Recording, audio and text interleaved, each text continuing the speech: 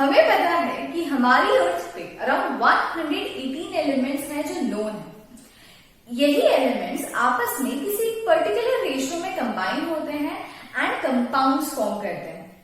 इन्हीं कंपाउंड्स को अगर हम ब्रॉडली क्लासिफाई करने की कोशिश करें तो सारे कंपाउंड्स को हम 3 कैटेगरीज में डिवाइड कर सकते हैं। First one is acid, second one is base and third is salt. आज का हमारा चैप्टर यही है, which is second chapter of chemistry for class 10, acid, bases and salt.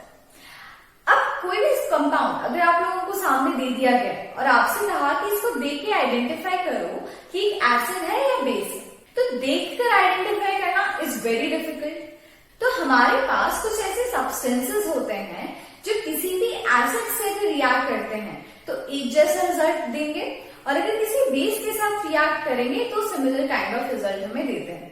तो ऐसे सब्सटेंस कहे जाते हैं इंडिकेटर्स। इंडिकेटर्स, ये जो इंडिकेटर्स वर्ड है ये किससे आ रहा है?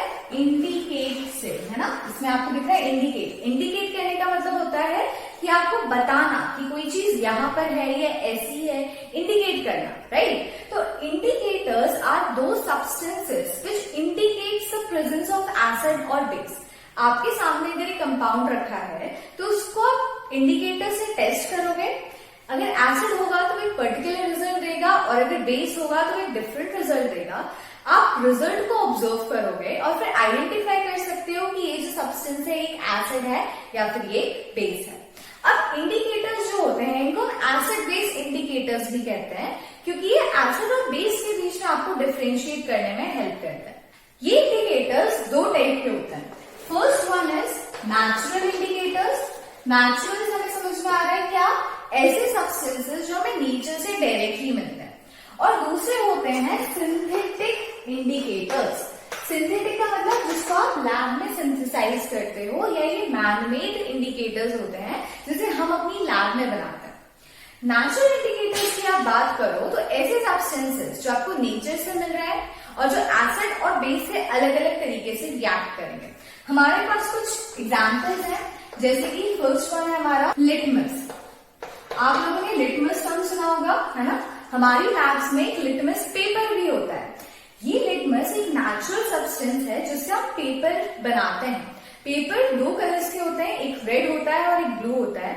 हमें पता है कि जो रेड लिटमस होता है अगर आप उसको एक एसिड के साथ रिएक्ट करोगे तो कलर चेंज नहीं करेगा, लेकिन अगर आप इसको एक बेस के साथ रिएक्ट करते हो तो वो ब्लू कलर में कन्वर्ट हो जाता है। सिमिलरली अगर आप एक ब्लू लिटमस लेते हो और आप उसे बेस से रिएक्ट करोगे तो अपना कलर चेंज नहीं करेगा, लेकिन एक एसिड से रिएक्ट करने पे वो रेड कलर में कन्वर्ट हो जाता है। तो दैट वाज लिटमस पेपर जो हम खुद प्रिपेयर करते हैं। बट वो बनता कैसे है? वो एक नेचुरल सब्सटेंस से बनता है which is called as litmus. ये लिटमस हमें मिलता है लाइकेन से। आप लोगों ने लाइकेन सुने होंगे। दीज आर माइक्रो ऑर्गेनिजम्स जो कि एल्गी एंड फंगस का कॉम्बिनेशन होता है। आप लोगों ने सिम्बायोसिस पढ़ा होगा, उसमें आप लाइकेन्स पढ़ते हैं। तो इन लाइकेन से एक डाई या पर्पल कलर सब्सटेंस एक्सट्रैक्ट करते हैं हम। उस पर्पल कलर सब्सटेंस को ही हम कहते हैं लिटमस। तो हम कह सकते हैं कि लिटमस का जो ओरिजिनल कलर है वो क्या होता है?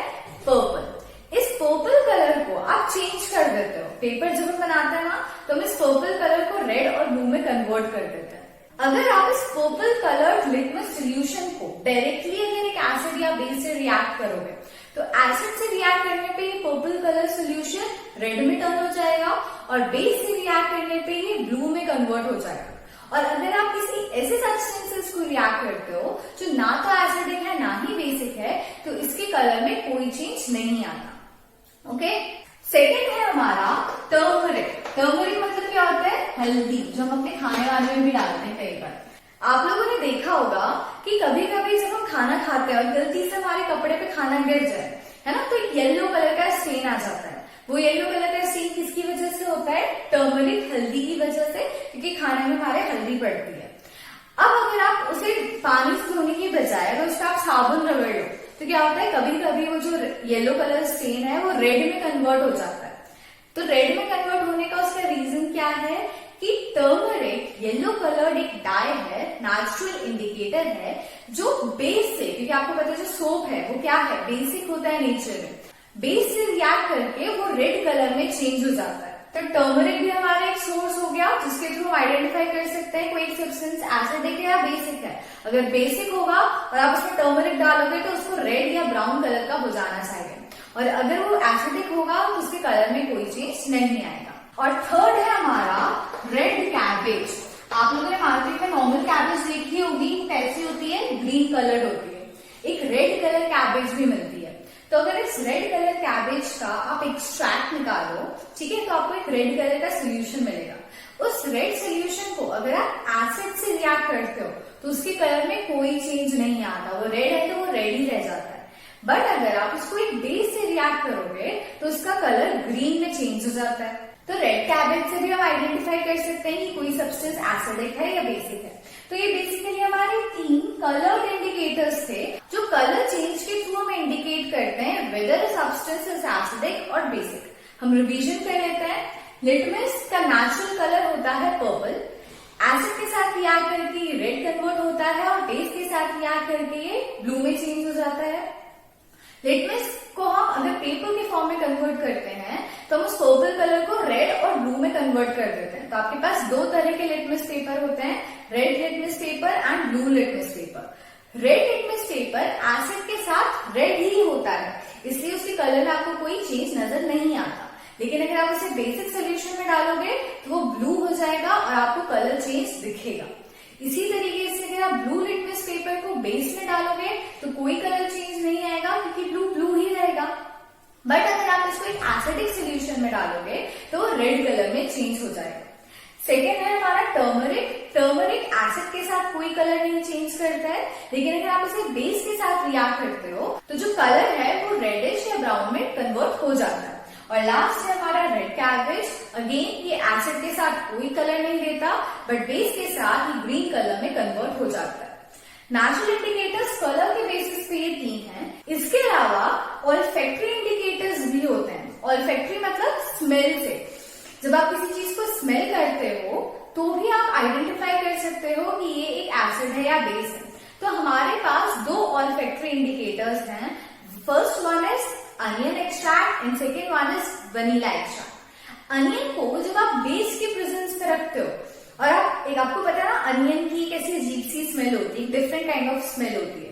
अगर आप इसको बेसिक सोल्यूशन में रखोगे तो अनियन की पूरी स्मेल गायब हो जाती है, आपको उसकी कोई स्मेल नहीं मिलेगी। लेकिन अगर आप उसे एसिड के साथ रखोगे तो उसमें कोई चेंज नहीं आएगा, आप उसे स्मेल कर सकते हो। तो अगर आपके पास एक अननोन कंपाउंड है उसके साथ अगर आपने अनियन को रखा और अनियन की स्मेल चली गई तो आप समझ जाओगे कि ये सब्सटेंस क्या है, बेस है। और अगर स्मेल नहीं गई तो फिर क्या होगा, ये सब्सटेंस एसिडिक है। सिमिलरली वनीला एक्सट्रैक्ट के साथ भी ऐसे ही होता है। वनीला की भी एक डिफरेंट काइंड ऑफ स्मेल होती है। अगर आप उसको बेसिक के साथ रखोगे तो उसकी स्मेल चली जाएगी और अगर एसिड के साथ रखोगे तो स्मेल नहीं चलेगी। तो हम इन इंडिकेटर्स की प्रेजेंस में एसिड और बेस में डिफरेंस कर सकते हैं, आइडेंटिफाई कर सकते हैं कि एक अननोन सब्सटेंस एसिड है या बेस है। ये होगा हमारे नेचुरल इंडिकेटर्स। इसके अलावा सिंथेटिक इंडिकेटर्स भी होते हैं जो हम अपनी लैब में बनाते हैं। इसमें से एक हमारा मेजर इंडिकेटर है फेनोल्फथलीन। फेनोल्फथलीन की स्पेलिंग पता है बहुत थोड़ी सी डिफरेंट है, तो कई बार लोग इसको बहुत गलत स्पेलिंग के साथ भी लिखते हैं। तो आप लोगों को याद रखना है फेनोल्फथलीन है। लोग ये जो एल है ना इसको मिस कर देते हैं क्योंकि एल जो है साइलेंट है। फेनोल्फथलीन एल तो प्रोनाउंस नहीं करते, तो इससे क्या होता है एल कई बार लोग लिखना ही भूल जाते हैं। सही स्पेलिंग क्या है इसकी, PHENOL फिर PHTHALEIN, फेनोल्फथलीन। ठीक है, अब ये फेनोल्फथलीन क्या करता है, तो ये फेनोल्फथलीन एसिड के साथ रिएक्ट करने पे कोई कलर नहीं देता। जब आप एक फेनोल्फथलीन को, ये कलरलेस सब्सटेंस होता है, इसको आप एक एसिड में डालोगे नो कलर चेंज, सेम जैसे सोल्यूशन था वैसे का वैसे ही रहेगा। लेकिन अगर आप इसको एक बेस में डालोगे तो इसका कलर चेंज हो जाएगा पिंक में। ये अपने आप को पिंक कलर में चेंज कर देता है। इसके लिए आप एक एक्सपेरिमेंट कर सकते हो। आप एक 2 फ्लास्क ले लो छोटे छोटे से। एक फ्लास्क में आप एक एसिडिक सोल्यूशन लो, दूसरे फ्लास्क में आप एक बेसिक सोल्यूशन लो। एसिडिक सोल्यूशन में आप 2 to 3 ड्रॉप्स फेनोल्फथलीन डालोगे तो आप देखोगे कोई कलर चेंज नहीं आ रहा है। लेकिन अगर आप वही बेसिक सोल्यूशन में 2-3 ड्रॉप्स डालोगे तो पूरा का पूरा सोल्यूशन पिंक कलर बन जाता है। तो phenolphthalein is also an indicator, but it is synthetic indicator which gives no color with acidic solution and gives pink color with basic solution, and phenolphthalein itself is a colorless substance। ठीक है, इसका अपना खुद का कोई colour नहीं होता। Second है हमारा मिथाइल ऑरेंज। ये आपने अपने लैब्स में कई बार अगर आपने कोई एक्सपेरिमेंट किया होगा तो आपने देखा होगा। मिथाइल ऑरेंज भी एक सिंथेटिक इंडिकेटर है जो कि कौन से कलर का होता है, नाम नहीं है ना इसका, कौन सा कलर है, ऑरेंज कलर। तो जब ये मिथाइल ऑरेंज अगर आप एसिड के साथ रिएक्ट करोगे तो ये कौन सा कलर में कन्वर्ट हो जाएगा, रेड में। एसिड का हमें पता है कौन सा कलर होता है, रेड, जनरली रेड की तरफ ही शिफ्ट होता है ना। तो methyl orange when reacts with an acid it turns the solution to red, जबकि अगर ये बेस के साथ रिएक्ट करेगा तो कौन सा कलर बना लेगा, येलो। तो आप लोगों को याद रखना है कि कितने टाइप के इंडिकेटर्स हैं, नेचुरल कौन कौन से हैं, सिंथेटिक कौन से हैं, नेचुरल में कलर्ड कौन से हैं, और ऑल्फैक्टरी इंडिकेटर्स कौन से हैं जो आपको स्मेल से आइडेंटिफाई करने में हेल्प करते हैं। इसके अलावा जितने भी इंडिकेटर्स हैं वो एसिड के साथ कौन सा कलर देते हैं, बेस के साथ कौन सा कलर देते हैं, ये आपको याद रखना है। ठीक है, तो अब जब हमने डिफरेंट सब्सटेंसेस को with the help of indicators identify कर लिया कि ये सब्सटेंस एसिडिक है और ये सब्सटेंस बेसिक है, अब इनका ग्रुप बनाया और इनकी प्रॉपर्टीज को स्टडी किया, तो हमें पता चला कि सारे के सारे एसिड्स की कुछ कॉमन प्रॉपर्टीज होती हैं। सिमिलरली सारे के सारे बेसिस की भी कुछ कॉमन प्रॉपर्टीज होती हैं। जैसे आप लोगों ने लेमन टेस्ट किया होगा, लेमन का टेस्ट करते हो तो उसका टेस्ट कैसा आता है, सार टेस्ट, खट्टा सा होता है। सिमिलरली आप लोगों ने दही लिया होगा, दही खाया होगा, दही में भी क्या होता है, थोड़ा सा खट्टापन होता है। क्यों होता है, क्योंकि दही में होता है लैक्टिक एसिड, सिमिलरली लेमन में होता है सिट्रिक एसिड, टमाटर भी थोड़ा सा खट्टा होता है, उसमें भी एसिड प्रेजेंट होता है। तो सिर्फ डिफरेंट सब्सटेंसेस हैं जिनको हम ईट कर सकते हैं और उनमें एसिड की प्रेजेंस है, और वो सारे एसिड्स कैसे हैं, सार इन टेस्ट। तो हमारा फर्स्ट जो प्रॉपर्टी हो गई एसिड की वो क्या रही कि ऑल द एसिड्स आर सार इन टेस्ट, खट्टे होते हैं। जबकि अगर आप बेसिस को ट्राई करो, कभी आप नहाते हो गलती से मुंह में साबुन चला जाता है, कैसा टेस्ट आता है, ऐसे कड़वा सा, है ना, बिटर टेस्ट होता है। तो जितने भी बेसिस हैं इनका अगर आप टेस्ट ट्राई करोगे तो इनका टेस्ट कैसा होगा, बिटर टेस्ट। तो on the basis of taste आपने एसिड और बेस की एक प्रॉपर्टी देख ली कि एसिड सार होते हैं and bases are bitter in taste. Second point हमने देखा कि अगर हम लिटमस पेपर से एसिड्स को ट्रीट कर रहे थे तो सारे एसिड्स क्या कर रहे थे, ब्लू लिटमस को ब्लू टू रेड में कन्वर्ट कर रहे थे, जबकि जितने भी बेसिस हैं वो क्या करते हैं, वो रेड लिटमस को ब्लू लिटमस में कन्वर्ट कर देते हैं, है ना। और अगर पर्पल इंडिकेटर है ना, अगर हम लाइकेन का जो एक्सट्रैक्ट है जो ओरिजिनल पर्पल कलर का होता है उससे करते हैं तो एसिड्स उसको रेड में टर्न करते हैं और बेसिस उसको ब्लू में कन्वर्ट कर देते हैं। अब एसिड्स जो होते हैं ना ये बेसिकली दो टाइप के होते हैं, एक होते हैं ऑर्गेनिक एसिड्स और एक होते हैं मिनरल एसिड्स। ऑर्गेनिक एसिड जैसा कि इसके नाम से समझ आ रहा है क्या होगा, ऑर्गेनिक सब्सटेंसेस, मतलब ये लिविंग ऑर्गेनिज्म से आपको मिलते हैं, फ्रूट से, प्लांट से, वेजिटेबल से या ह्यूमन बीइंग से, जो भी हमारी बॉडी में प्रेजेंट होते हैं एसिड्स जिनको आप ईट कर सकते हो, जो एडिबल होते हैं, उन्हें हम कहते हैं ऑर्गेनिक एसिड्स। मैंने आप लोगों को अभी कुछ नाम बताए थे, citric acid, tartaric acid, lactic acid, ये सारे एसिड्स क्या है, नाम तो एसिड है, आप इनको ईट कर सकते हो ना। तो ये एसिड्स कौन से हो गए आपके, ऑर्गेनिक एसिड्स, जिनको आप ईट कर सकते हो या आपको लिविंग ऑर्गेनिज्म से मिलते हैं, मतलब कि फ्रूट से, वेजिटेबल से या डिफरेंट ऑर्गेनिज्म से। जबकि मिनरल एसिड्स जो होते हैं वो मिनरल क्या होते हैं, जो आपको अर्थ क्रस्ट से मिलते हैं। तो जो आपको अर्थ से मिलते हैं वो क्या होते हैं, मिनरल एसिड्स। ऑर्गेनिक एसिड्स जो होते हैं ना ये वीक एसिड्स भी कहे जाते हैं। वीक क्यों बोलते हैं, क्योंकि इनमें ज्यादा एसिडिटी नहीं होती, तभी तो आप एसिड्स को ईट कर सकते हो। आप एसिड तो खा सकते हो ना, हम दही खाते हैं तो एसिड को हम इंटेक कर रहे हैं कि नहीं, हमारी बॉडी में जाके कुछ नुकसान होता है क्या, नहीं।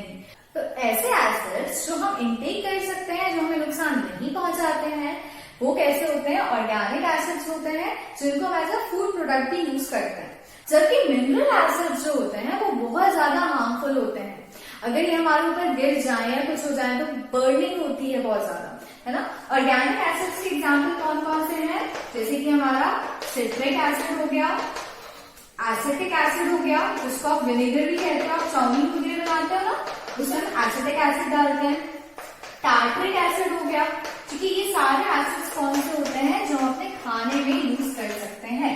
मिनरल एसिड्स में कौन कौन से एसिड्स होते हैं, HCl hydrochloric acid, H2SO4 sulphuric acid, HNO3 ये क्या होता है नाइट्रिक एसिड, H2CO3 ये होता है कार्बोनिक एसिड। इसमें से ये जो 3 एसिड्स है ना, ये बहुत स्ट्रॉन्ग एसिड्स हैं कि ये हमें बर्निंग दे सकते हैं, हमें नुकसान पहुंचा सकते हैं। लेकिन H2CO3 जो है इसको कार्बोनिक एसिड कहते हैं और ये भी मिनरल एसिड ही है, लेकिन मिनरल एसिड होने के बाद भी ये कैसा है, वीक एसिड है। इसलिए आपकी जो सॉफ्ट ड्रिंक्स वगैरह बनती है ना, उसमें आप कार्बोनिक एसिड डालते हैं, तभी आप जैसे उस बॉटल को खोलते हो कार्बन डाइऑक्साइड बाहर लिबरेट होती है। तो कार्बन डाइऑक्साइड कहां से आती है, किसी कार्बोनिक एसिड से आती है और जिसको हम ड्रिंक कर सकते हैं। तो ये भी वीक एसिड है, मिनरल है बट वीक है। बाकी आपके ऑर्गेनिक एसिड जितने भी होते हैं they all are weak acids. Acids organic और मिनरल हो सकते हैं। अभी जो हमारे मिनरल एसिड्स होते हैं ना, इनको भी आप फर्दर क्लासिफाई कर सकते हो इन concentrated acids and dilute acids। ऐसे एसिड्स जिसमें कि एसिडिक अमाउंट बहुत ज्यादा होता है, वाटर अमाउंट बहुत कम होता है, उन्हें हम क्या बोलते हैं, कॉन्सेंट्रेटेड एसिड्स। जैसे कि अगर आपका HCl है, H2SO4 है, जिसमें पानी बहुत ज्यादा कम है लेकिन HCl की क्वांटिटी, H2SO4 की क्वांटिटी हायर है, ये होते हैं कॉन्सेंट्रेटेड एसिड्स जो आपके लिए ज्यादा हार्मफुल होते हैं। इनकी हैंडलिंग जब आप करते हो तो आपको बहुत ध्यान से करना होता है। अगर एक ड्रॉप भी आपके ऊपर गिरा तो आपको सीवियर बर्निंग कॉज कर सकता है। जबकि डाइल्यूट एसिड्स कौन से होंगे, जब आप किसी एसिड में वाटर ऐड करते हो, क्या होगा, पर यूनिट वॉल्यूम में आपका जो अमाउंट ऑफ एसिड है वो कम हो गया। मतलब कि मान लो कॉन्सेंट्रेटेड है, इतना वॉल्यूम है और इस वॉल्यूम में इतना सारा एसिड प्रेजेंट है, तो क्या हो गया, ये क्या है, कॉन्सेंट्रेटेड। जबकि अगर मैंने इसमें वाटर ऐड कर दिया तो इतने ही वॉल्यूम में पानी में आ गया, तो एसिड की जो क्वांटिटी है वो थोड़ी सी क्या हो गई, कम हो गई। तो यहाँ पे एसिड अमाउंट ज्यादा है, वाटर अमाउंट कम है, तो ये क्या है, कॉन्सेंट्रेटेड। यहाँ पे वाटर अमाउंट ज्यादा दिख रहा है हमें, और ये जो मैंने इस बनाया चौक से, ये क्या है, हमारा एसिड है। यहाँ एसिड कम हो गया तो ये क्या हो गया, डाइल्यूट। इसे आप ऐसे समझ सकते हो कि अगर आपने इतना सा पानी लिया है और उसमें आपने बहुत सारी शुगर डाल दी है और आप उसको डिजोल्व करो और आप पियो, तो आपके देखो बाप रे कितना मीठा पानी हो गया, बहुत ज्यादा मीठा है। तो कैसा है, कॉन्सेंट्रेटेड है। पर यूनिट वाटर में जो अमाउंट ऑफ शुगर है वो काफी ज्यादा है, लेकिन अगर आप उसमें थोड़ा और पानी ऐड कर दो, पूरे ग्लास को फुल कर दो, तो क्या होगा, फिर जब आप पियोगे तो जो शुगर थी वो पहले इतने से पानी में थी, अब वो पूरे पानी में डिस्ट्रीब्यूट हो गई है, तो उसका जो पर यूनिट वॉल्यूम था कि 1 सेंटीमीटर क्यूब में कितनी शुगर थी, उसका अमाउंट कम हो जाएगा और वो क्या हो जाएगी, डाइल्यूट। तो ऐसे ही होता है हमारे एसिड्स के केस में। एसिड अगर ज्यादा है तो कॉन्सेंट्रेटेड, एसिड अगर पर यूनिट वॉल्यूम में कम है तो उसे हम कहते हैं डाइल्यूट। किसी भी कॉन्सेंट्रेटेड एसिड को आप डाइल्यूट में कन्वर्ट कर सकते हो, डाइल्यूट से कॉन्सेंट्रेटेड नहीं कर सकते, है ना। पानी कैसे उड़ाओगे, क्योंकि ये भी गैसेस ही होती है कहीं ना कहीं। अगर आप इनको बॉईल भी करोगे या वाटर इवेपोरेट कर देते हैं तो गैस जो है HCl की, H2SO4 की, वो भी इवेपोरेट हो जाएगी। तो डाइल्यूट से कॉन्सेंट्रेटेड में करना इज डिफिकल्ट, बट आप कॉन्सेंट्रेटेड को डाइल्यूट बना सकते हो, कैसे, बाय एडिंग वाटर। लेकिन जो रिएक्शन है एक एसिड की और वाटर की, वो होती है एक्सोथर्मिक रिएक्शन। एक्सोथर्मिक मतलब उसमें से बहुत अमाउंट ऑफ हीट प्रोड्यूस होती है। कभी आप ऐसा करके देखना कि आप एक बीकर लेना, उसमें थोड़ा सा वाटर रखना और आप उसमें कुछ ड्रॉप्स एसिड की डालना, लेकिन बहुत ध्यान से ग्लव्स पहन के, एप्रन पहन के और अपने टीचर के सामने। जैसे ही आप उसमें 2-3 ड्रॉप्स एसिड की डालोगे, उसको स्टर करोगे ताकि वो पूरा एसिड आपके वाटर में डिस्ट्रीब्यूट हो जाए, और आप अपना जो बीकर है उसका बॉटम को टच करोगे तो वो गर्म दिखेगा। गर्म क्यों हो रहा है, क्योंकि उसमें से enormous amount of heat produce हो रही है। तो ये प्रोसेस कैसी हुई, एक्सोथर्मिक, इसमें से बहुत amount of heat energy release हो रही है। तो जब भी आपको एक कॉन्सेंट्रेटेड एसिड को डाइल्यूट एसिड में कन्वर्ट करना है तो आप क्या करोगे, आप एक बीकर में एसिड लोगे और उसमें वाटर डालोगे, या फिर एक बीकर में वाटर लोगे और उसमें एसिड डालोगे।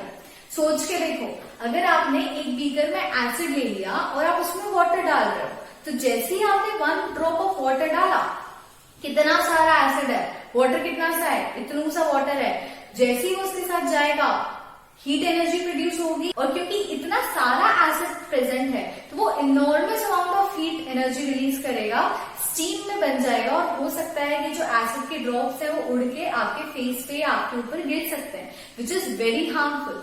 तो हम क्या करेंगे, हम हमेशा जब भी एक एसिड को डाइल्यूट में कन्वर्ट करना होगा तो हम एक बीकर लेंगे, उस बीकर में पहले वाटर फिल करेंगे एंड ड्रॉप वाइज हम एसिड डालेंगे। उससे क्या होगा, एक ड्रॉप एसिड की जाएगी तो वो जो हीट एनर्जी प्रोड्यूस होगी वो हीट एनर्जी वाटर अपने आप में एब्जॉर्ब कर लेगा, तो वो हीट एनर्जी से स्टीम नहीं बनेगी और वो स्प्लैश होने के जो चांसेस हैं वो कम हो जाएंगे।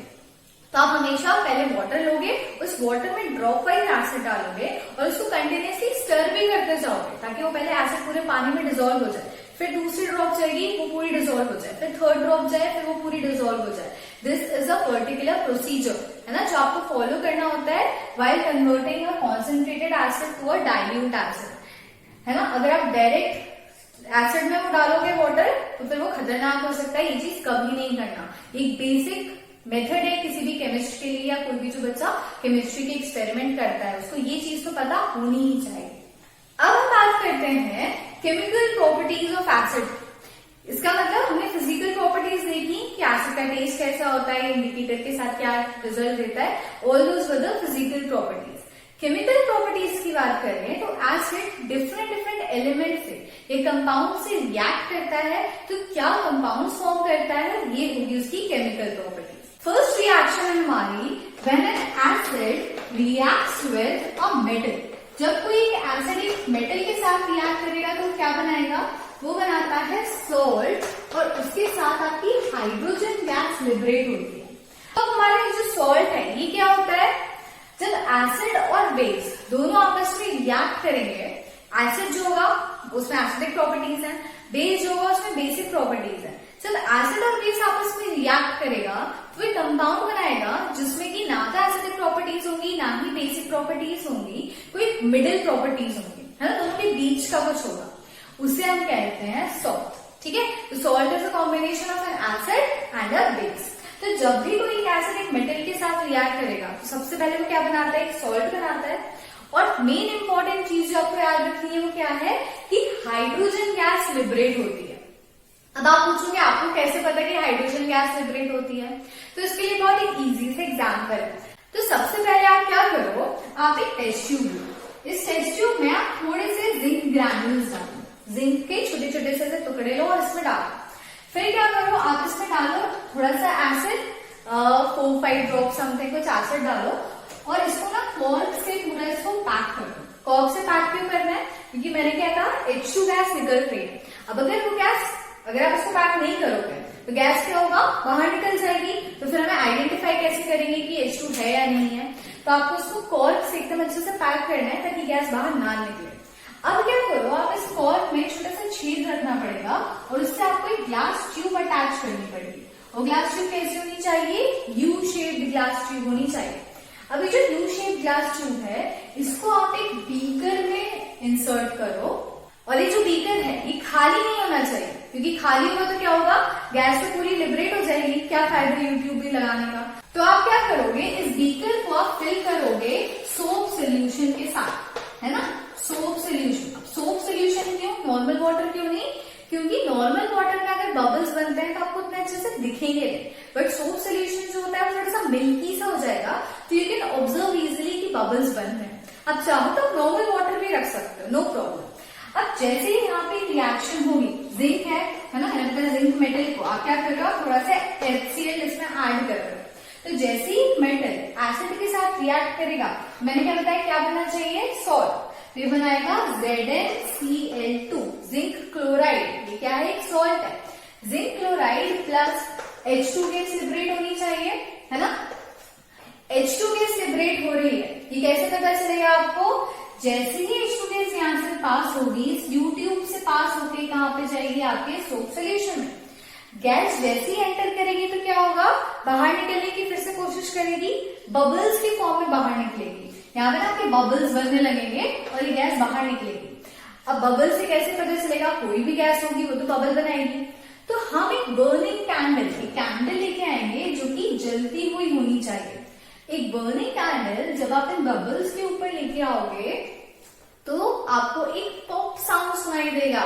And we all know that कि हाइड्रोजन जो होती है वो पॉप साउंड के साथ पट पट करके बर्न होती है। तो hydrogen Burns with a pop sound. जैसे ही आप एक जलती हुई कैंडल इसके ऊपर लेके आओगे वैसे ही आपको एक पॉप साउंड सुनाई देगा। And this pop sound confirms the presence of hydrogen gas. इससे हम पता लगा सकते हैं कि एक एसिड जब एक मेटल के साथ रिएक्ट करेगा तो आप क्या करेंगी? आपकी हाइड्रोजन गैस। तो ये होगी आपकी फर्स्ट रिएक्शन। अब आप लोगों ने देखा कि जब भी आप किसी एसिड को मेटल के साथ रख रहे हो तो यहाँ पे एक मेटल कॉम्प्लेक्स बन रहा है। सॉल्ट है बट मेटल का ही है ना, सॉल्ट मेटल है ना इसमें, तो एक मेटल कॉम्प्लेक्स है। तो आपके घर में कभी भी अगर कोई ऐसा फूड प्रोडक्ट है जिसमें एसिड प्रेजेंट है, हम उसे कभी भी मेटल के वेसल्स में नहीं रखते, मतलब कॉपर ब्रास इनमें नहीं रखेंगे। क्यों? क्योंकि ये हाईली रिएक्टिव होते हैं। या आपके फूड प्रोडक्ट्स जिसमें कि एसिड है उस एसिड से रिएक्ट करेंगे और मेटल कॉम्प्लेक्स बनाएंगे, और ये मेटल कॉम्प्लेक्स कभी कभी पॉइजनस भी होते हैं। तो अगर आपने इसको किसी मेटल के कंटेनर में रखा है और आप इसे खा रहे हो तो हो सकता है आपको वो जो पॉइजन है वो आपकी बॉडी के अंदर एंटर कर सकता है। इसलिए हम ऐसे सब्सटेंसेस जैसे कि कर्ड हो गया या अगर नींबू है तो नींबू का अगर आप रस निकाल के भी रखते हो तो आप उसको हमेशा कांच के इसमें या किसी और कंटेनर में रखते हो जो कि मेटल का नहीं होना चाहिए। ये चीज आप अपने घर में ऑब्जर्व भी कर सकते हो और फ्यूचर के लिए आप सब लोगों को ध्यान भी रखना है। अब हमारी सेकेंड रिएक्शन है कि जब भी कोई एसिड किसी कार्बोनेट के साथ में या फिर हाइड्रोजन कार्बोनेट के साथ, है ना, दो चीजें हो सकती है कि एसिड या तो कार्बोनेट के साथ रिएक्ट करे या फिर हाइड्रोजन कार्बोनेट के साथ रिएक्ट करे, दोनों के साथ सेम रिएक्शन होती है। दोनों के साथ आपको सेम कंपाउंड्स मिलते हैं। कौन कौन से कंपाउंड्स मिलेंगे? When an acid reacts with a carbonate it forms a salt. सबसे पहले तो सेम चीज है जैसे आपके मेटल के साथ हो रही थी, आपको इसको याद रखने की जरूरत नहीं है। मेटल के साथ भी सॉल्ट बन रहा था और कार्बोनेट के साथ भी क्या बनेगा? सॉल्ट बनेगा। दूसरी चीज क्या बनेगा आपका? CO2। आपको पता है कार्बोनेट क्या होता है? CO3, है ना। तो CO3 अगर यहाँ प्रेजेंट है तो कार्बन डाइऑक्साइड गैस तो इवॉल्व होगी होगी, तो आपका सेकेंड कंपाउंड क्या हो गया? Carbon dioxide. और थर्ड होता है आपका वाटर। तो जब भी कोई एसिड किसी कार्बोनेट के साथ रिएक्ट करेगा तो तीन कंपाउंड्स फॉर्म हो रहे हैं। एक बनेगा सॉल्ट, दूसरा बनेगा कार्बन डाइऑक्साइड और तीसरा बनेगा आपका वाटर। हाइड्रोजन कार्बोनेट के साथ भी सेम रिएक्शन होगी। आपको क्या क्या मिलेगा? एक सॉल्ट मिलेगा, एक कार्बन डाइऑक्साइड मिलेगी और आपको वाटर मॉलिक्यूल मिलेगा। तीन सब्सटेंसेस आपको एज अ प्रोडक्ट मिलते हैं when an acid reacts with a carbonate और अ हाइड्रोजन कार्बोनेट। रिएक्शन देखते हैं। जैसे मान लो कोई एक एसिड है आपका H2SO4 सल्फ्यूरिक एसिड है। इस एसिड के साथ आपने कार्बोनेट आप ले लो sodium carbonate Na2CO3। Sodium carbonate को रिएक्ट किया, क्या क्या बनेगा? देखो Na2 है, मैंने क्या कहा? सॉल्ट बनेगा। तो एसिड से आपका सल्फेट और आपका जो कार्बोनेट है इससे आपका सोडियम, ये दोनों आपस में रिएक्ट करेंगे और ये क्या बना लेंगे? Na2SO4 sodium sulphate. ठीक है। इसके बाद में ये जो आपका हाइड्रोजन गैस है ये एक ऑक्सीजन के साथ रिएक्ट करेगी। इसमें से मैंने बोला था CO2 निकल जाएगी, तो CO2 निकलेगी प्लस आप देख रहे हो यहाँ CO3 है, CO3 में से CO2 दो ऑक्सीजन एटम चले गए, एक ऑक्सीजन एटम बचा है। वो जो एक ऑक्सीजन एटम है वो इस हाइड्रोजन के साथ रिएक्ट कर लेगा और क्या बना लेगा? H2O। This is a reaction. अच्छा, अगर हाइड्रोजन कार्बोनेट हो मान लो, सेम रिएक्शन है लेकिन कैसे हो रही है? H2SO4 प्लस आपका बन रहा है यहाँ पे NaHCO3 सोडियम बाइकार्बोनेट या सोडियम हाइड्रोजन कार्बोनेट के साथ अगर रिएक्शन है तो ये क्या बनाएगा आपका? सोडियम और सल्फेट, ये दोनों अगेन आपस में रिएक्ट करेंगे। बनाना क्या चाहिए इसे? Na2SO4 प्लस कार्बन डाइऑक्साइड निकलेगी इस कार्बोनेट में से CO2 प्लस ये जो आपका ऑक्सीजन यहाँ बच रहा है इस H2 के साथ रिएक्ट करेगा और क्या बना लेगा? H2O। अभी जो रिएक्शन आप देख रहे हो ना, ये रिएक्शन बैलेंस्ड नहीं है। क्यों नहीं है बैलेंस? क्योंकि यहाँ पे Na है ना, यहाँ पे क्या बन रहा है? Na2 बन रहा है, तो आपको यहाँ पे 2Na करना पड़ेगा ताकि 2 हो जाए, प्लस 2 हाइड्रोजन यहाँ पे हो गए और यहाँ पे कितने हो गए 2 हाइड्रोजन, टोटल 4 हाइड्रोजन है। तो आपको यहाँ पे भी 2 मल्टीप्लाई करना होगा, 2 इंटू 2 हो गया 4, कार्बन यहाँ पे 2 है, यहाँ पे हो गया 6 ऑक्सीजन और यहाँ पे 4, 6 और 4 कितने हो गए टोटल 10 ऑक्सीजन है। और यहाँ पे कितने हैं 4, 5, 6, 7, 8 ही आ रहे हैं, है ना। तो आप क्या करोगे 2 यहाँ पे मल्टीप्लाई कर दो, तो 2 कार्बन हो गए, 2 कार्बन हो गए और टोटल 10 ऑक्सीजन है, 10 ऑक्सीजन भी हो गए। तो इस तरीके से हमने क्या किया, अपनी इक्वेशन को बैलेंस भी कर लिया। फर्स्ट चैप्टर में पढ़ा है हमने बैलेंसिंग द इक्वेशन, है ना। एक ही एसिड हमने यहाँ पे लिया है, ये एसिड सोडियम कार्बोनेट हो चाहे बाइकार्बोनेट हो, दोनों के साथ रिएक्ट करके आपको सेम कंपाउंड्स यहाँ पे दे रहा है। अब कार्बन डाइऑक्साइड निकल रही है, ये आप कैसे आइडेंटिफाई करोगे। जैसे जब हाइड्रोजन निकल रही थी तो हमें पता चल गया कि हाइड्रोजन निकल रही है with the help of pope sound. अब कार्बन डाइऑक्साइड है तो इसकी प्रेजेंस आप कैसे देखोगे, कुछ नहीं करना, सेम अपैरेटस लोगे, बस वो जो आपकी ट्यूब थी उस ट्यूब से जब कार्बन डाइऑक्साइड निकलेगा, रिलीज होगा, तो आपको क्या करना है, उसको एक लाइम वाटर में रखना है। लाइम वाटर आपको पता है क्या होता है, CaOH whole twice, calcium hydroxide lime water होता है। जब ये कार्बन डाइऑक्साइड के साथ रिएक्ट करता है तो ये क्या बना लेता है, कैल्शियम कार्बोनेट प्लस थोड़ा सा वाटर मॉलिक्यूल रिलीज हो जाता है। तो ये जो कैल्शियम कार्बोनेट है ये कैसा होता है, ये होता है व्हाइट कलर का, व्हाइट पीपीटी बनती है। तो आपको क्या करना है, जो आपकी कार्बन डाइऑक्साइड रिलीज हो रही है उसको आपको एक टेस्ट ट्यूब लेना है, उस टेस्ट ट्यूब में आपको कैल्शियम हाइड्रोक्साइड जिसको आप लाइम वाटर कहते हो उसमें रखना है। वो ट्यूब आप जैसे उसमें इंसर्ट करोगे, कार्बन डाइऑक्साइड गैस आपकी कैल्शियम हाइड्रोक्साइड में जाएगी, उनके बीच में रिएक्शन होगी, ये रिएक्शन होगी, रिएक्शन के बाद आपको क्या बनेगा, कैल्शियम कार्बोनेट। वो जो कैल्शियम कार्बोनेट है वो कैसे देगा, आपको व्हाइट कलर्ड पीपीटी देगा। तो आप जब टेस्ट ट्यूब को थोड़ा सा हिलाओगे और चेक करोगे तो आपको नीचे व्हाइट कलर का पीपीटी ऑब्जर्व होगा। So in this way you can say that carbon dioxide has been released during this reaction and we confirm this with the help of this reaction. अब एक और चीज, कार्बन डाइऑक्साइड थोड़े time तक आपको white precipitate देती है, लेकिन अगर आपने एक्सेस में कार्बन डाइऑक्साइड डाल दिया, बहुत ज्यादा कार्बन डाइऑक्साइड डाल दिया, तो क्या होगा, वो CO2 ये जो वाटर बन रहा है ना, इस वाटर में डिसॉल्व हो जाएगी। और वाटर में डिसॉल्व हो जाएगी तो जो कैल्शियम कार्बोनेट है वो बन नहीं पाएगा, फिर आपको व्हाइट प्रेसिपिटेट नहीं मिलेगा और आपकी जो टेस्ट ट्यूब है वो फिर से कैसी हो जाएगी, कलरलेस। तो पहले कलरलेस थी, इसके बाद आपने CO2 डाला, व्हाइट प्रेसिपिटेट बना, एक्सेस में CO2 डालोगे तो वो CO2 वाटर में डिसॉल्व हो जाएगा और आपको एक कलरलेस सोल्यूशन दोबारा से मिल जाएगा। आप लोगों ने घर में कभी कभी देखा होगा कि एसिडिटी हो जाती है ना, पेट में थोड़ा सा दर्द होने लगता है, एसिडिटी हो जाती है, तो हम कहते हैं कि बेकिंग सोडा खा लो। बेकिंग सोडा क्या होता है आपका, यही sodium carbonate is your baking soda. आपके स्टमक में अगर एसिडिटी हो गई है, हमें पता है हमारे स्टमक में HCl होता है ना, HCl सीक्रेट होता है during the process of digestion. वो HCl अगर ज्यादा अमाउंट में हो गया है, एसिड की प्रेजेंस ज्यादा हो गई है, तो सोडियम कार्बोनेट अगर आप खा रहे हो, आप बेकिंग सोडा खा रहे हो, तो क्या होगा, ये रिएक्शन बनेगी, आपका सॉल्ट बन जाएगा, CO2 एंड वाटर बन जाएगा, जिसकी वजह से ये जो रिएक्शन है ये क्या हो गई, आपकी एसिड को न्यूट्रलाइज कर दिया, एसिड गायब हो गया ना। तो एसिडिटी को कम करने के लिए हम कभी कभी बेकिंग सोडा या सोडियम कार्बोनेट यूज करते हैं। अब हमारी थर्ड टाइप ऑफ रिएक्शन है, जब आप किसी एसिड को एक बेस से रिएक्ट कर दो तो क्या होगा, है ना। हमारा चैप्टर ही क्या है, एसिड एंड बेसिस। तो हमने एसिड की मेटल के साथ देखी, कार्बोनेट्स के साथ देखी। तो अगर एक एसिड एक बेस के साथ रिएक्ट करता है तो वो बनाता है सॉल्ट एंड प्लस वो बनाता है वाटर। अब आप देख रहे हो कि इस रिएक्शन में सॉल्ट जो है वो न्यूट्रल है ना, ना तो वो एसिड है ना ही वो बेस है। सिमिलरली जो आपका प्योर वाटर होता है ना, H2O डिस्टिल्ड वाटर जिसे आप कहते हो, वो भी न्यूट्रल होता है, ना वो एसिडिक होता है ना ही वो बेसिक होता है। तो इस रिएक्शन में आपको जो दोनों प्रोडक्ट्स मिले हैं, ये दोनों प्रोडक्ट्स कैसे हैं, दोनों के दोनों न्यूट्रल हैं, दोनों ना तो एसिडिक है ना ही बेस है। तो जब एक एसिड एक बेस के साथ रिएक्ट करके न्यूट्रल प्रोडक्ट्स बनाता है, इस रिएक्शन को हम क्या बोलते हैं, न्यूट्रलाइजेशन रिएक्शन।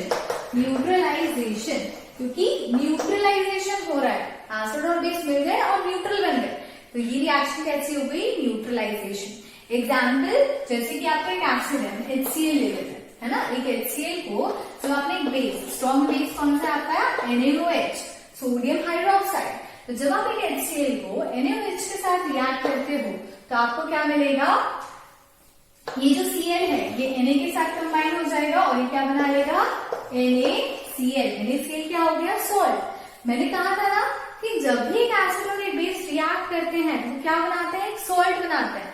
सॉल्ट का एक पार्ट जो होता है वो बेस का होता है और एक पार्ट जो होता है वो एसिड का होता है। तो बेस का पॉजिटिव आयन और एसिड का नेगेटिव आयन, ये पॉजिटिव और नेगेटिव आयन मिलके ये सॉल्ट बनाते हैं। प्लस अब आपको क्या मिल रहा है, यहाँ OH है और यहाँ पे H है, 2 H और एक O मिलके क्या बना लेंगे, H2O which is water. So this reaction is called as neutralization reaction. अब आप लोगों को बताना चाहिए कि न्यूट्रलाइजेशन हो भी रहा है या नहीं हो रहा। तो इसके लिए हम क्या करेंगे, मैंने आपको बताया था इंडिकेटर। एक इंडिकेटर होता है फिनोल्फथलीन। ये फिनोल्फथलीन इंडिकेटर जब एसिड में जाता है तो ये कैसा रहता है, कलरलेस, कोई कलर नहीं होता है इसमें। जब ये बेस में जाएगा तो ये कैसा कलर बनाता है, पिंक कलर बनाता है। तो आप क्या करो, पहले एक बीकर, उस बीकर में थोड़ा सा एसिड डाला, उस एसिड में आपने फिनोल्फथलीन डाला, शेक किया, कोई कलर चेंज आया क्या, नहीं आया। तो इसका मतलब कि वो जो सब्सटेंस है वो कैसा है, एसिडिक है। अब आपने दूसरा फ्लास्क लिया या बीकर लिया, उसमें आपने बेस डाला, 2-3 ड्रॉप्स आप फिनोल्फथलीन सोल्यूशन की उसमें ऐड करोगे, उसको स्टर करोगे, सोल्यूशन हो जाएगा पिंक। ठीक है, अब क्या करना है, हमें चेक करना है कि रिएक्शन हो रही है या नहीं हो रही। तो आप क्या करो, एक फ्लास्क लो, उस फ्लास्क में आप एसिड डालो, एसिड में थोड़ा सा आपने फिनोल्फथलीन 2-3 ड्रॉप्स डाल के उसको स्टर कर लिया, नो कलर। ठीक है, एसिड के साथ कोई कलर नहीं है। अब आप एक ब्यूरेट लो, उस ब्यूरेट में आपको क्या फिल करना है, NaOH। अब जब आप NaOH को, थोड़ा सा ब्यूरेट खोलोगे, ड्रॉप वाइज NaOH को उस एसिडिक सोल्यूशन में डालो, स्टर करते जाओ, डालो, स्टर करते जाओ। आप देखोगे कोई कलर नहीं आ रहा। क्यों नहीं आ रहा, क्योंकि NaOH आप डाल रहे हो ना, NaOH के साथ तो पिंक कलर आना चाहिए, लेकिन उसमें फिनोल्फथलीन है, NaOH डाला, कोई कलर नहीं आया। क्यों नहीं आया, क्योंकि NaOH और HCl, जैसे ही NaOH HCl में जा रहा था, रिएक्शन होते जा रही थी और वो क्या बना रहा था, NaCl बनाते जा रहा है, बनाते जा रहा है, बनाते जा रहा है। तो NaCl भी फिनोल्फथलीन के साथ रिएक्ट करके क्या करेगा, नो कलर, कोई कलर नहीं देगा। NaCl के साथ भी कोई कलर नहीं है, इसके साथ भी कोई कलर नहीं है। फिनोल्फथलीन जैसे उसमें एक ड्रॉप अंदर गई तो उस बेस के साथ रिएक्ट करके पिंक कलर देने की कोशिश करता है, हल्का सा पिंक कलर आता है, लेकिन जैसे ही आप उसको शेक करते हो वो बेस इस एसिड के साथ रिएक्ट करके सॉल्ट बना लेता है, बेस गायब हो जाता है और वो पिंक कलर जो है वो भी डिसअपियर हो जाता है। अब जैसे बार बार फिनोल्फथलीन डालते रहोगे, जब तक ये NaOH और HCl की रिएक्शन चलती रहेगी, ये NaCl बनाता रहेगा, तब तक आपको कोई कलर नहीं मिलेगा। एक पॉइंट ऐसा आएगा जब आपका सारा का सारा HCl NaOH से न्यूट्रलाइज हो चुका है, पूरा HCl न्यूट्रलाइज हो गया, NaCl बन गया, अब उसके अंदर कुछ भी HCl नहीं बचा। उस पॉइंट पे जब आप एक ड्रॉप NaOH की और डालोगे ना, तो NaOH एक्सेस में हो गया, क्योंकि अब तो HCl है नहीं रिएक्ट करने के लिए, अब उसके अंदर क्या है, NaOH। जैसे ही NaOH गया, फिनोल्फथलीन को मिल गया उसका बेस और उसके साथ रिएक्ट करके उसने क्या बना लिया, पिंक कलर। तो इसके बाद जब आप वो फ्लास्क देखोगे तो आप देखोगे कि वो पिंक कलर डिसअपियर नहीं हो रहा है, वो रिटेन हो रहा है, वो रुक गया है, वो गायब नहीं हो रहा। वो गायब क्यों नहीं हो रहा, क्योंकि एक्सेस में NaOH आपने उसके अंदर डाल दिया है और HCl जो है वो पूरा एलिमिनेट आउट हो चुका है, उसने पूरा NaCl कन्वर्ट कर दिया। तो आप लोगों को ये न्यूट्रलाइजेशन रिएक्शन समझ में आ गई। अब हमारी नेक्स्ट रिएक्शन है कि अगर आप किसी भी एसिड को किसी मेटल ऑक्साइड के साथ रिएक्ट करते हो, मेटल ऑक्साइड मतलब क्या समझोगे आप इससे, iron oxide, copper oxide, aluminium oxide, किसी भी मेटल के ऑक्साइड के साथ अगर आप रिएक्ट कर रहे हो तो फिर वो आपको क्या प्रोडक्ट्स देगा। तो एक एसिड एक मेटल ऑक्साइड के साथ रिएक्ट करेगा तो आपको क्या क्या मिलेगा, सॉल्ट। तो अगर देखा ना, हर एसिड किसी भी सब्सटेंस के साथ रिएक्ट कर रहा है तो आपको एक सॉल्ट तो मिल ही रहा है, तो इस केस में भी आपको सॉल्ट मिलेगा। सॉल्ट के साथ आपको क्या मिलता है, वाटर। ये वाली जो रिएक्शन है ना, ये बिल्कुल किसकी तरह है, एक एसिड और बेस की रिएक्शन की तरह है। जब आप एक एसिड और एक बेस को रिएक्ट कर रहे थे तो आपको सॉल्ट और वाटर मिल रहा था, उस रिएक्शन को आप न्यूट्रलाइजेशन रिएक्शन कह रहे थे। सेम रिएक्शन यहाँ हो रही है। जब एक एसिड एक मेटल ऑक्साइड के साथ रिएक्ट कर रहा है तो वो अगेन सॉल्ट और वाटर बना रहा है। तो इससे आप क्या कह सकते हो कि metal oxides are basic in nature. कैसे होते हैं? बेसिक होते हैं, क्योंकि जो रिएक्शन बेस दे रहा था वही रिएक्शन मेटल ऑक्साइड भी दे रहा है। तो इसका मतलब ये भी क्या होंगे? बेसिक। ठीक है, तो जब आप एक एसिड को एक मेटल ऑक्साइड के साथ रिएक्ट करें, आपको सॉल्ट और वाटर मिल रहा है, ये रिएक्शन क्या हो गई? Neutralisation reaction. अब हम एग्जांपल लेते हैं। मान लो आपका HCl है, HCl को आपने किसी मेटल ऑक्साइड, मान लो कॉपर ऑक्साइड है, ठीक है, CO है, इसके साथ अगर आप रिएक्ट करेंगे तो आपको क्या मिलेगा? सॉल्ट। सॉल्ट क्या करेगा आपका? CuCl2। ठीक है, ये पॉजिटिव है, ये नेगेटिव है, पॉजिटिव और नेगेटिव कंबाइन होंगे, कॉपर क्लोराइड आपको मिल गया, प्लस आपको क्या मिल रहा है? वाटर। ठीक है, इक्वेशन बैलेंस है क्या? नहीं है। बैलेंस करने के लिए क्या करोगे? 2 यहां मल्टीप्लाई कर देते हैं, 2H2 हो गया और 2Cl2 हो गया। ठीक है, बैलेंस हो गई इक्वेशन। अब आप लोगों ने कई बार देखा होगा कि जब भी आपको इंडाइजेशन होता है, एसिडिटी हो जाती है, तो एक तो हमने देखा बेकिंग सोडा ले सकते हैं, सोडियम कार्बोनेट। दूसरा एक नाम और आता है milk of magnesia. Milk of magnesia. Milk of magnesia जो है ये क्या होता है आपका? Magnesium hydroxide, MgOH2। ये क्या है आपका? मैग्नीशियम हाइड्रोक्साइड, एक मेटल हाइड्रोक्साइड है। जैसे आपके मेटल ऑक्साइड बेसिक होते हैं और ये एसिड के साथ रिएक्ट करके सॉल्ट और वाटर बनाते हैं, इसी तरीके से हमारा जो मैग्नीशियम हाइड्रोक्साइड है ये भी क्या है? एक बेस है। तो मिल्क ऑफ मैग्नीशिया एक बेस, जब आपको एसिडिटी बढ़ जाती है, आपकी बॉडी में HCl ज्यादा क्वांटिटी में हो जाता है, तो जब आप ये लोगे अपनी बॉडी में एज अ टैबलेट, ये अंदर जाएगा और क्या करेगा? ये रिएक्शन परफॉर्म करेगा और क्या बना लेगा? सॉल्ट और वाटर। उसमें MgCl2 बन जाएगा और वाटर बन जाएगा। MgCl2 क्या है? एक सॉल्ट है। एसिडिटी क्या हो गई? कम हो गई, एसिड पूरा रिड्यूस हो गई। हमने देखा कि मेटल ऑक्साइड के साथ साथ मेटल हाइड्रोक्साइड्स जो होते हैं ये भी बेसिक होते हैं। बस थोड़ी सी रिएक्शन क्या चेंज होगी कि HCl और MgOH वोल्ट वाइज जो है, सिर्फ आपको बैलेंसिंग चेंज करनी पड़ेगी, बाकी सब कुछ सेम है। आपको MgCl2 बनेगा प्लस आपका H2O ही बनेगा, लेकिन आपको बस चेक करना है कि यहाँ पे 2H है और यहाँ पे 1H है, टोटल 3H हो गए और वहां पे एक ही है। तो आप क्या करो, यहाँ पे 2 मल्टीप्लाई किया ताकि Cl2 हो जाए, 2 into H किया, H2 हो गया, लेकिन 2H और यहाँ बच जाए, तो यहाँ 2 मल्टीप्लाई कर दो। ठीक है, बैलेंस हो गई पूरी इक्वेशन। जितने मैग्नीशियम है उतने मैग्नीशियम, जितने हाइड्रोजन क्लोरीन सब इक्विवेलेंट हो गए। तो this is called as neutralisation reaction, जो आपके ऑक्साइड के साथ प्लस मेटल हाइड्रोक्साइड के साथ, दोनों के साथ यही सेम रिएक्शन होती है। और क्योंकि ये रिएक्शन बेस के साथ भी होती है, इसलिए ये दोनों भी कैसे होंगे? Basic in nature. Now last property हमारी कि all the acids are corrosive in nature. Corrosive मतलब क्या होता है कि जब भी किसी मेटल के साथ रिएक्ट करेंगे मान लो, तो मेटल को कोरोड कर देते हैं, है ना। इसलिए हम कभी भी किसी एसिड को मेटल कंटेनर में नहीं रखते। मैंने आपको बताया हमारे खाने में भी वीक एसिड्स होते हैं, तो वो पॉइजनस मेटल कॉम्प्लेक्स बना सकते हैं, तो हम उनको कभी भी मेटल के कंटेनर्स में नहीं रखते। सिमिलरली आपकी लैब्स में जितने भी एसिड्स होते हैं, जो स्ट्रॉन्ग एसिड्स हैं, उनको भी हम ग्लास के कंटेनर्स में रखते हैं, है ना, क्योंकि वो ग्लास से रिएक्ट नहीं करते। मेटल के साथ अगर रिएक्ट करेंगे तो मेटल को कोरोड कर सकते हैं, उनमें पूरी जंग लग जाएगी, आपका एसिड भी खराब हो जाएगा और आपका जो कंटेनर है वो भी खराब हो जाएगा। तो इसलिए मेटल्स को आप कभी भी उसमें नहीं रखोगे। अब मेटल कोरोसिव होते हैं तो ये हमारी स्किन के लिए भी हार्मफुल है। अगर कोई भी कॉन्सेंट्रेटेड एसिड अगर आपकी बॉडी पे गिर जाए, आपकी स्किन पे गिरे या आपके कपड़ों पे गिरे, बर्निंग हो जाती है, पूरा का पूरा आपका जो या तो स्किन है या कपड़े हैं जिस पे भी वो गिरा है वो जल जाता है, उसमें आपको दिखेगा छेद हो जाता है। ठीक है, तो ये हाईली कोरोसिव है। तो जब भी आप इनकी हैंडलिंग करोगे तो आपको बहुत सारे प्रिवेंटिव मेजर्स लेने हैं। और सिर्फ एसिड्स ही नहीं, स्ट्रॉन्ग जो बेस है आपके, जैसे सोडियम हाइड्रोक्साइड, पोटेशियम हाइड्रोक्साइड, ये भी स्ट्रॉन्ग बेस है, ये भी कोरोसिव होते हैं। तो इनकी भी हैंडलिंग जब आप करते हो तो आपको प्रिकॉशनरी मेजर्स लेने हैं। अपने हाथों से डायरेक्ट उनको नहीं टच कर सकते, आपकी स्किन में बर्निंग सेंसेशन हो सकते हैं, प्लस अगर बहुत ज्यादा कॉन्सेंट्रेटेड है कोई भी बेस तो वो भी आपको बर्निंग दे सकता है। इसलिए हम किसी भी बेस को, जो स्ट्रॉन्ग बेसेस होते हैं ना, उनको भी हम मेटल के साथ में नहीं रखते हैं, मेटल कंटेनर्स में उनको स्टोर करके नहीं रखते हैं। Now let's see what happens when an acid is dissolved in water. जब आप किसी भी एक एसिड को, सपोज HCl, इसको आप वाटर में H2O में डिसॉल्व करते हो तो क्या होगा, ये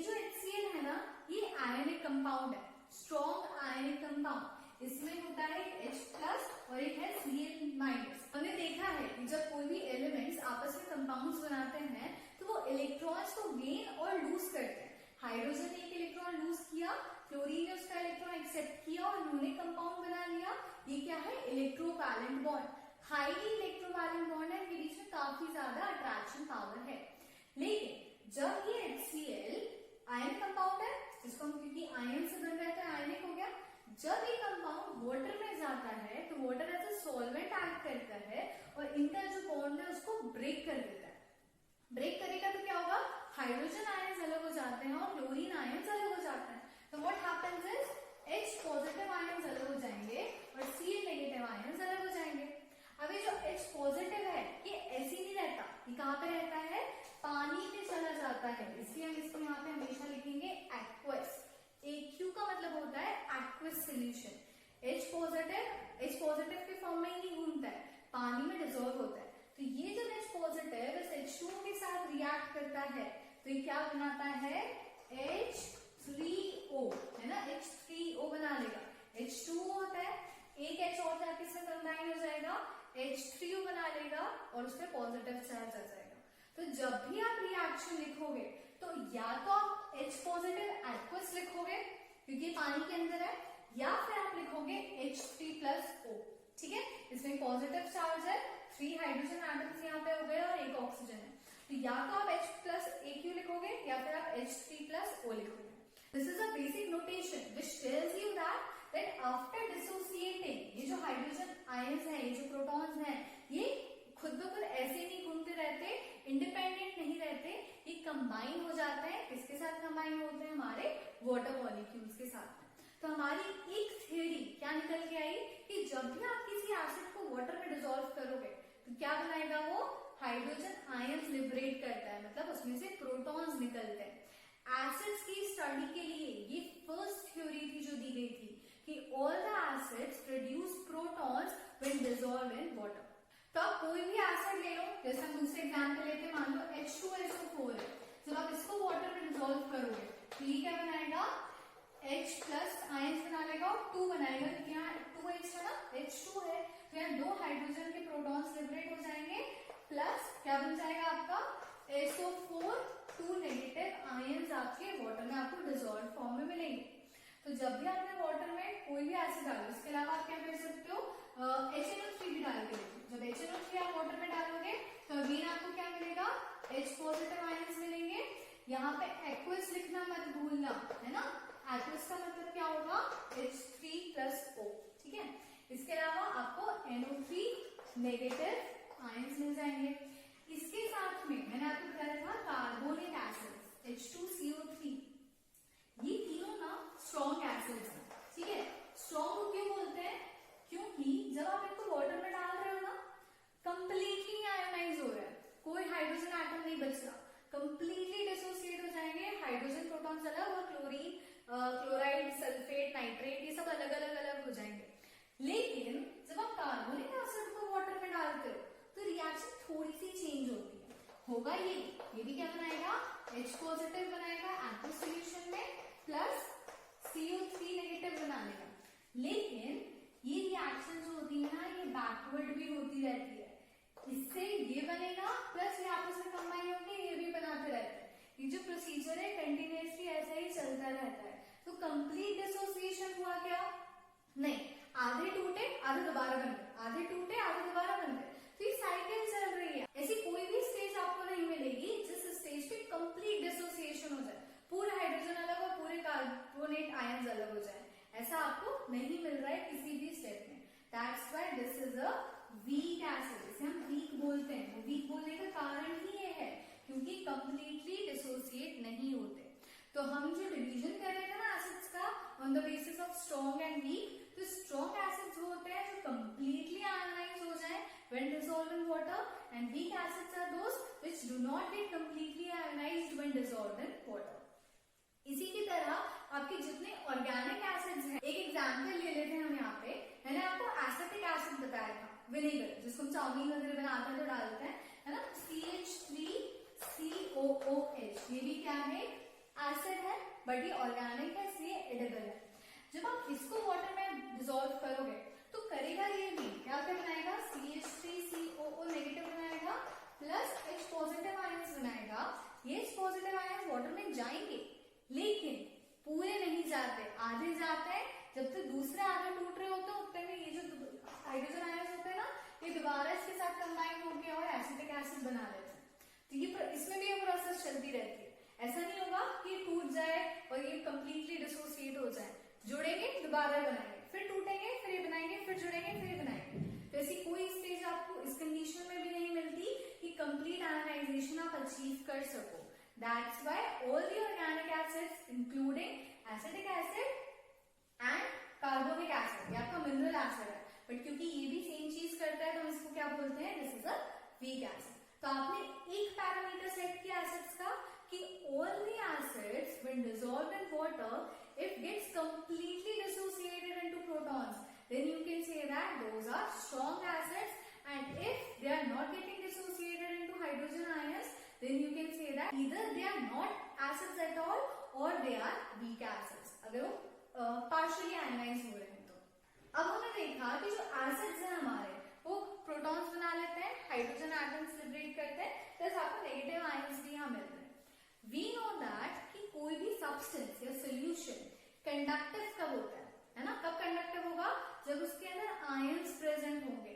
आयंस मूव कर सकते हैं, when ions move they produces current. हमने पढ़ा ना, इलेक्ट्रॉन्स मूव करते हैं तभी करंट प्रोड्यूस होता है। तो आयंस में भी क्या है, इलेक्ट्रॉन्स और प्रोटॉन्स ही तो है। जब आयंस मूव करते हैं तब वो इलेक्ट्रिसिटी कंडक्ट करते हैं। तो जितने भी एसिड्स हैं जब ये आयंस बना रहे हैं, स्ट्रॉन्ग एसिड्स होंगे, these are strong conductors of electricity in water. जब वो वाटर में डिसॉल्व करोगे तभी तो आयंस बन रहे हैं ना, जब वाटर में नहीं है तब आयन नहीं बन रहा है। तो जब वाटर में जाता है आयन बनाता है तब वो स्ट्रॉन्ग कंडक्टर्स होते हैं। वीक एसिड्स क्योंकि आयंस अच्छे से नहीं बना पाते तो दीज आर पुअर कंडक्टर्स। जबकि कुछ सब्सटेंसेस होते हैं जिनमें हाइड्रोजन आयंस तो होते हैं, जैसे आप मान लो ग्लूकोज है, ग्लूकोज C6H12O6 होता है, इसके अंदर भी हाइड्रोजन आयंस है ना, लेकिन जब आप इस पानी में डिसॉल्व करते हो ना तब ये H पॉजिटिव आयंस नहीं बनाता, इसे उसके अंदर डिसॉल्व हो जाता है, अपने आयंस में ब्रेक नहीं होता। और क्योंकि ये आयंस में ब्रेक नहीं होता, इसके आयंस नहीं बनते, इसलिए this is insulator, bad conductor of electricity. तो आप कह सकते हो कि ऐसे हर एक एलिमेंट जिसमें हाइड्रोजन प्रेजेंट है जरूरी नहीं है कि वो गुड कंडक्टर हो, राइट। कुछ जो डिसोसिएट हो जाते हैं वो गुड कंडक्टर होते हैं, लेकिन जो डिसोसिएट नहीं होते वो बैड कंडक्टर होते हैं। और फिर क्योंकि ये डिसोसिएट नहीं हो रहा है तो आप इसको एसिडिक कहोगे क्या, नहीं। तो ग्लूकोज क्या है, एसिडिक सोल्यूशन नहीं है, ग्लूकोज इज न्यूट्रल। ठीक है। एक पॉइंट और आप लोगों को याद रखना है कि जितने भी एसिड्स होते हैं ना वो अपना एसिडिक बिहेवियर सिर्फ तब दिखाते हैं जब वो वाटर के साथ प्रेजेंट हो। अगर वो वाटर के साथ नहीं है, वाटर की एब्सेंस है, तो वो अपना कोई भी एसिडिक बिहेवियर या जितनी भी हमने रिएक्शंस पढ़ी ना वो परफॉर्म नहीं कर सकते। इसके लिए आप लोगों को एक प्रैक्टिकल परफॉर्म करना है। सबसे पहले आप एक टेस्ट ट्यूब लो, उस टेस्ट ट्यूब में आप थोड़ा सा NaCl सोल्यूशन डालो एंड देन आप उसमें H2SO4 डालो। H2SO4 और NaCl जब आपस में कंबाइन होंगे तो क्या होगा, H2SO4 का H और NaCl का Cl, H और Cl मिलेंगे और क्या बना लेंगे, HCl गैस। ठीक है। अब आपको क्या करना है, जैसे HCl गैस बनेगी वो उड़ जाएगी तो आप उसको कॉर्क से पहले पैक कर दो और उस कॉर्क में आप क्या लगाओ, एक आप ट्यूब लगाओ। ठीक है। अब उस ट्यूब के पास में जैसे HCl गैस बनेगी तो क्या है, वो एसिडिक है ना, HCl में पड़ा है, एसिड होता है। जैसे उसमें से निकलेगी आप एक ब्लू लिटमस पेपर उसके माउथ के पास में लेके आओ, ट्यूब के माउथ के पास में एक ब्लू लिटमस पेपर लेके आओ। ब्लू लिटमस पेपर क्या करेगा, एसिड के साथ रिएक्ट करता है तो उसको रेड हो जाना चाहिए था ना, लेकिन जब आप उसको HCl के पास में रखोगे वो रेड कलर में चेंज नहीं होगा। क्यों, क्योंकि ड्राई है, इसके अंदर वाटर नहीं है। HCl गैस जो निकल रही है वो कैसी है, गैसियस स्टेट में है। वेट है क्या, वाटर है क्या उसके पास, नहीं है। तो इन दी एब्सेंस ऑफ वाटर वो अपनी जो एसिडिक बिहेवियर है उसको ब्लू लिटमस को रेड में चेंज करना चाहिए, वो नहीं कर पा रहा। इसी की जगह अगर आप माउथ पे एक वेट ब्लू पेपर लेके आओ, ऐसा ब्लू पेपर हो लिटमस का जो कि थोड़ा सा गीला हो, उसको अगर आप लेके आओगे और HCl गैस निकलेगी तो वो पेपर रेड में कन्वर्ट हो जाएगा। तो जो वाटर प्रेजेंट है, HCl पहले उस वाटर के साथ रिएक्ट करेगी, एक्वस बनाएगी और वाटर के प्रेजेंस में अपना एसिडिक बिहेवियर शो करेगी और ब्लू लिटमस को रेड में कन्वर्ट कर देगी। ये जो प्रैक्टिकल है इससे हम आइडेंटिफाई कर सकते हैं कि all the acids shows their acidic behavior only in the presence of water. In the absence of water, they are not able to perform their acidic properties. अब अगर हम एसिड के यूजेस की बात करें तो हर एसिड का अपना एक डिफरेंट यूज होता है।